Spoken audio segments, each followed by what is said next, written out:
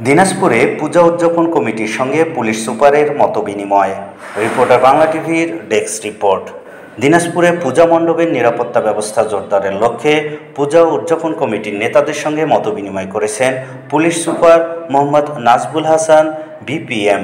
মঙ্গলবার 23 সেপ্টেম্বর দুপুরে দিনাজপুরে পুলিশ সুপারের কার্যালয়ের সম্মেলন কক্ষে এই মতবিনিময় সভা অনুষ্ঠিত হয়।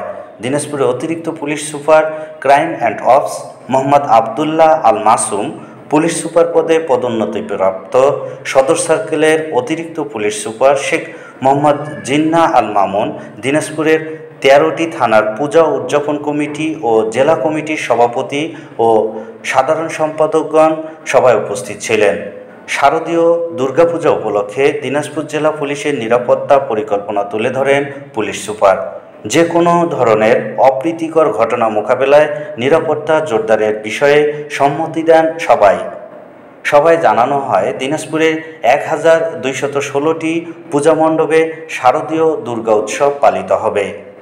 পূজা মণ্ডপের নির্মাণকালীন নিরাপত্তা, মণ্ডপগুলোতে সার্বক্ষণিক নিরাপত্তা নিশ্চিতকরণ, মণ্ডপে আগত শিশু ও নারী দর্শনার্থীদের নিরাপত্তা নিশ্চিতকরণ, বিদ্যুৎ সরবরাহ নিরবিচ্ছিন্ন রাখা, স্বেচ্ছাসেবক নিয়ন্ত্রণ কক্ষ স্থাপন, আজান ও নামাজের সময় বাদ্যযন্ত্র ও মাইকের ব্যবহার নিয়ন্ত্রণ, মণ্ডপসমূহে সিসি ক্যামেরা স্থাপন এবং সর্বোপরি মণ্ডপের আশেপাশে পরিষ্কার পরিচ্ছন্ন রেখে ডেঙ্গু প্রতিরোধকরণ সহ বিভিন্ন বিষয় নিয়ে আলোচনা করা হয়। Police super Mohammad Nazmul Hasan reporter Bangla টিভিকে বলেন, শান্তিপূর্ণ পরিবেশে হিন্দু ধর্মাবলম্বীদের সবচেয়ে বড় উৎসব শারদীয় দুর্গাপূজা উদযাপনের জন্য ব্যাপক নিরাপত্তা ব্যবস্থা গ্রহণ করা হয়েছে। প্রত্যেকটা পূজা মণ্ডপে মিনিমাম 6 জন, আপনাদের অভিজ্ঞতা আছে, কোথাও 8 জন, তাদের যাতে ওই থাকার ব্যবস্থা সুন্দরভাবে ব্যবস্থা হয় সেটা আপনি একটু নজর দিন। পর্যাপ্ত আলোর ব্যবস্থা, অনেক সময় একটা বিদ্যুৎ থাকে না, একটা ঘটনা ঘটে যেতে পারে, আলো না থাকলে কিন্তু ওই অপরাধীকে শনাক্ত করা যায় না। সেখানে চার্জার লাইট বা জেনারেটর বা ইভেন টর্চ লাইটও রাখবেন। আপনার কারেন্ট ফেল করতে পারে, আপনার চার্জার লাইট ফেল করতে পারে, পরবর্তীতে আপনি যে মুভ করবেন বা আমরা মুভ করবো, এই আলোর ব্যবস্থা যাতে থাকে এটা দিতে পারবেন।